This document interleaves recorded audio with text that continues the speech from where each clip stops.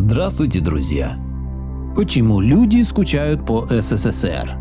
Советское поколение с грустью вспоминает времена коммунизма. Дешевые продукты и вещи, стабильная работа, уверенность в завтрашнем дне – это то, за что многомиллионная страна полюбила коммунистический строй, несмотря на дефицит товаров и услуг. Пусть в СССР и было два сорта колбасы, но все знали, что она сделана из натуральных продуктов. Прошло уже 28 лет после распада Советского Союза, однако граждане, прожившие в тот период, до сих пор вспоминают те годы. Почему же сегодня люди хотят вернуться в СССР? Промышленность в СССР играла важную роль в развитии государства. Заводы и фабрики работали, имея заказы на несколько лет вперед. Руководству предприятий не приходилось ходить с протянутой рукой к капиталистам и просить дополнительное финансирование у государства, как в нынешней России. Выпускаемая продукция имела настолько высокое качество, что котировалась даже за рубежом. Продукты производились без добавок и красителей. Страна не знала, что такое безработица. На заводах всегда требовались рабочие руки, пусть и за небольшую зарплату, которой при этом хватало на еду и одежду. А не так, как сейчас люди живут впроголодь. Дорогие покупки всегда можно было совершить с рассрочкой под 3% годовых. Культура. Сегодня в кинотеатрах все чаще встречаются зарубежные фильмы, не имеющие какого-то глубокого смысла. Гангстерские сюжеты заполонили отечественный кинематограф. В СССР же снимали картины, которые до сих пор пользуются высоким спросом. Чего стоят приключения Шурика или С легким паром? В советское время также были популярны походы в театр и музеи. В отличие от сегодняшних дней была особая атмосфера, которая влюбляла приходивших посетителей. Товары в магазинах.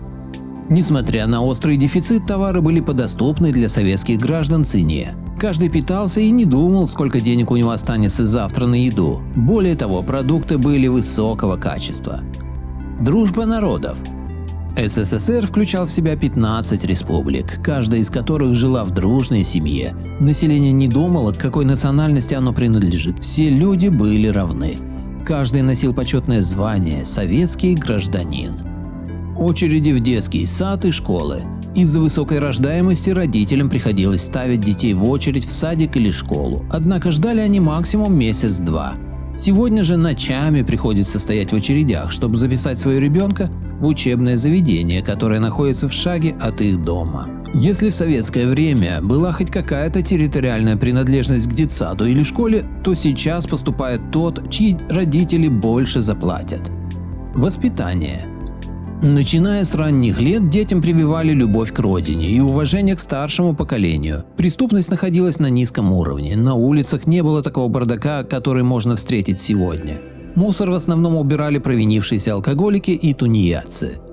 В общественном транспорте царил порядок. Молодое поколение всегда уступало место старшим и молодым мамам. Сегодня же подростки оденут наушники и делают вид, что не замечают людей пенсионного возраста, продолжая сидеть, развалившись на кресле без всякого стеснения.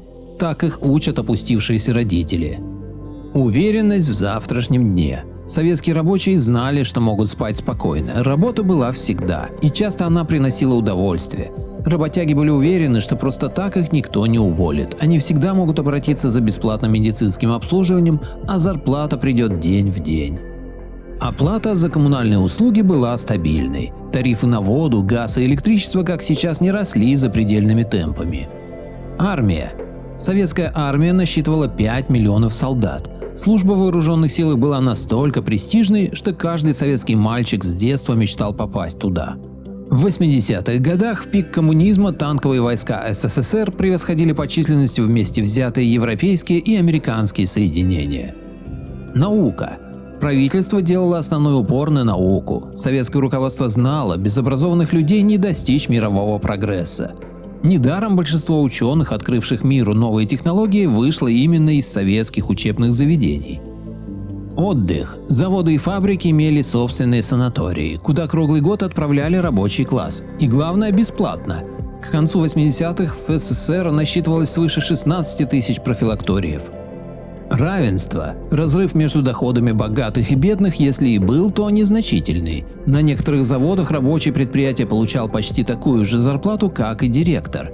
Подавляющее большинство советских граждан относилось к среднему классу. Бедность на тот момент имела низкие показатели.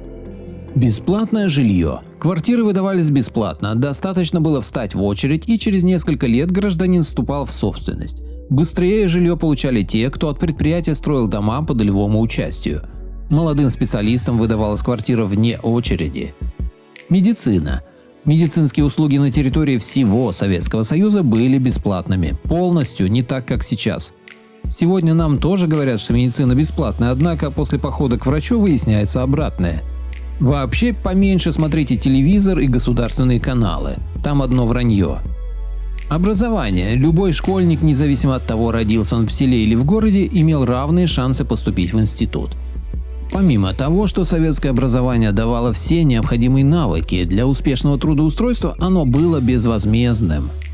Резюмируя, в СССР стабильность была и уверенность в завтрашнем дне, огромное уважение к старшему поколению, никакого разврата, бандитизма, вечером не страшно по улицам было пройти.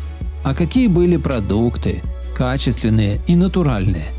Самое ценное – мир был в СССР. 15 социалистических республик и Украина в том числе, все жили дружно, как одна семья. Мать за дочь на улице не боялась, образование и медицина бесплатная и качественная. А что же сейчас происходит? И почему допустили этот беспредел? Автор статьи Слава Лысаков. Благодарю всех, кто подписался на мой канал и смотрит мои видео. Ссылка на статью в описании. Поделитесь моим видео в соцсетях с родными, друзьями и знакомыми. Люди имеют право знать все точки зрения. Всем спасибо за внимание, буду рад вас видеть на своем канале снова.